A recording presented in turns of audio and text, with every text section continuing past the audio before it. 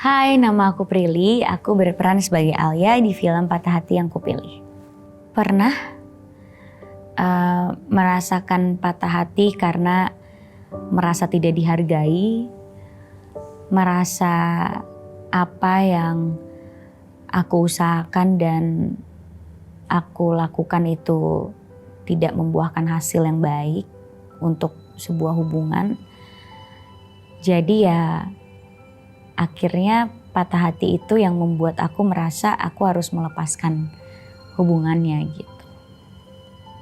Yang aku lakukan adalah melakukan banyak kegiatan-kegiatan yang membuat diri aku bahagia dan membuat diri aku merasa dihargai. Karena menurut aku dengan aku bertahan di hubungan yang dimana aku sering merasa tidak dihargai, itu aku juga tidak menghargai diriku sendiri. Itu aku jahat sama diri aku sendiri. Makanya di saat akhirnya aku berani melepaskan, aku langsung melakukan semua hal yang aku suka. Aku diving, free diving, mancing. Aku mulai membuka pintu ke pertemanan-pertemanan yang bisa menerimaku, ke circle pertemanan yang seru, yang dimana aku bisa merasa dihargai di situ. Aku melakukan pekerjaan yang juga bisa membuat orang menghargai aku gitu. Jadi rasa respect yang selama ini hilang di dalam diri aku bisa aku kembalikan lagi gitu. Dan akhirnya kepercayaan diri, cara kita melihat diri sendiri juga jadinya beda. Yes, melepaskan adalah bentuk lain dari cinta. Bisa kita cinta sama orang yang kita lepaskan atau kita cinta sama diri kita sendiri.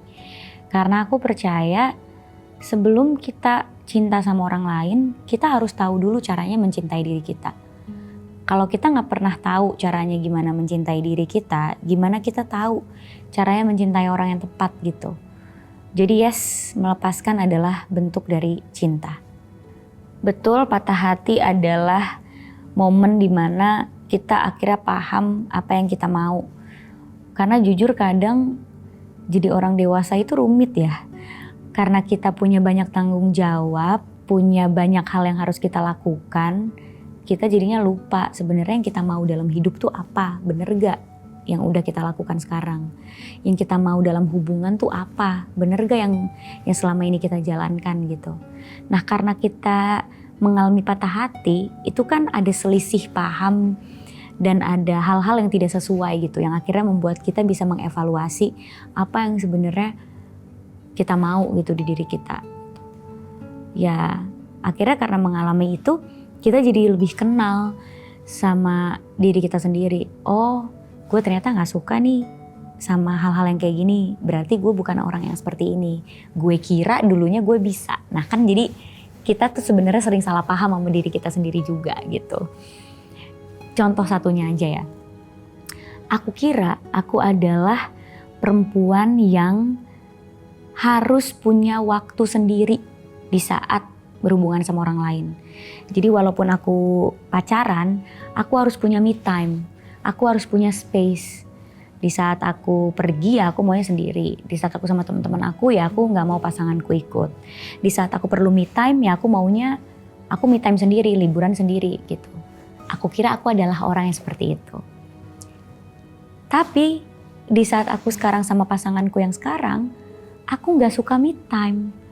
Aku nggak suka waktu sendiri. Aku takut sendiri. Aku nggak butuh space. Aku selalu mau ada dia di setiap momen hidup aku. Loh, kok aku jadi dua orang yang berbeda? Kenapa ya? Aku telaah. Oh, ternyata diriku adalah diriku yang ini. Aku tuh sebenarnya nggak suka sendiri. Tapi dulu aku sendiri karena itu adalah survival mode aku. Karena aku merasa pasanganku atau orang-orang yang di sekitarku dulu tidak bisa membuat aku nyaman untuk aku berserah diri atau menjadi diriku yang lemah. Aku suka sendiri karena aku takut dijudge. Jadi kalau aku pengen jadi diriku sendiri ya aku maunya diriku aja yang lihat. Gak mau dilihat sama orang, takutnya dijudge, ih kok jadi cewek kayak gitu. Ternyata ketika aku menemukan orang yang aku yakin dia mencintai semua versiku, aku malah gak suka waktu sendiri. Gak suka sendiri, gak suka mandiri, gak suka liburan sendiri, maunya ada orang itu gitu. Karena aku merasa lebih nyaman dan lebih merasa bisa dilindungi. Nah akhirnya aku menjadi lebih kenal diriku sendiri kan, karena patah hati dan karena proses aku akhirnya menyembuhkan luka dan bertemu dengan orang yang baru gitu. Aku tahu betul di saat aku udah nggak sayang sama orang, sangat-sangat tahu betul gitu. Karena aku sangat mengenal rasa sayang yang muncul di awal sampai akhirnya kita memutuskan mau berhubungan sama orang itu seperti apa gitu. Jadi ketika rasa itu udah nggak ada, ya berarti alasan bertahan itu bukan karena rasa sayang atau cinta lagi, tapi karena faktor-faktor lain. Faktor tidak mau melewati proses perpisahan, faktor takut berubah circle pertemanannya, karena mungkin kita punya circle pertemanan yang sama pasangan kita, jadi takut kalau putus circle pertemanannya akan beda. Takut menghadapi keluarga misalnya gitu. Jadi ya aku tahu betul pokoknya kalau aku udah gak sayang sama orang, aku udah tahu. Dan aku udah tahu betul aku bertahan ini untuk apa gitu. Dan apakah baik itu aku bertahan untuk itu gitu. Jadi ya itu tinggal bom waktu aja sih, tinggal tunggu aku siap aja untuk melepaskan gitu. Kalau aku udah gak sayang, aku pasti tahu. Biasanya tandanya adalah di saat aku gak bisa menerima toleransi yang biasanya aku bisa toleransi gitu. Dulu dia kalau kayak gini gue gak marah, kenapa sekarang marah ya? Oh ya iya karena udah gak cinta lagi, udah gak sayang lagi gitu. Fase patah hatiku itu beda-beda ya. Mungkin ada yang perlu waktu lama, ada yang perlu waktu gak nyampe sebulan juga udah gak patah hati lagi. Jadi sebenarnya tergantung sebab patah hatinya sih.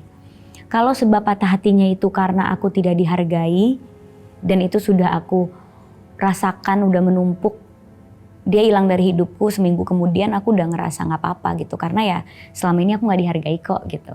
Tapi kalau patah hatinya itu yang mungkin menjadi faktor berpisah adalah faktor-faktor X gitu, ya mungkin perlu waktu untuk menyesuaikan gitu, jadinya agak lama.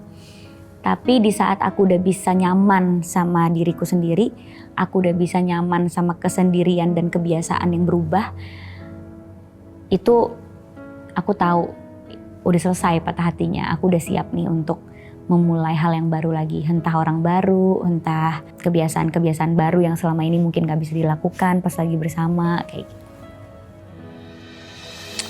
Kalau aku bisa ngomong ke diri aku sendiri yang dulu, aku akan ngomong semua ini bukan salah kamu aja gitu.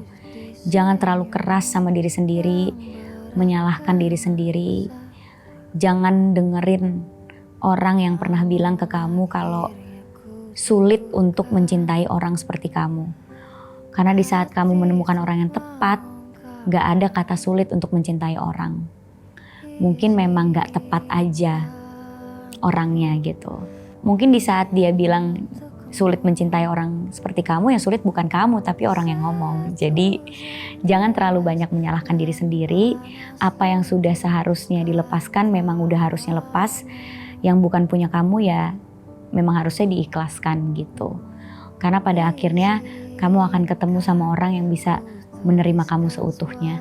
Dan membuat kamu bisa kembali utuh menjadi dirimu yang selama ini hilang. Yang goyahkan, pijakan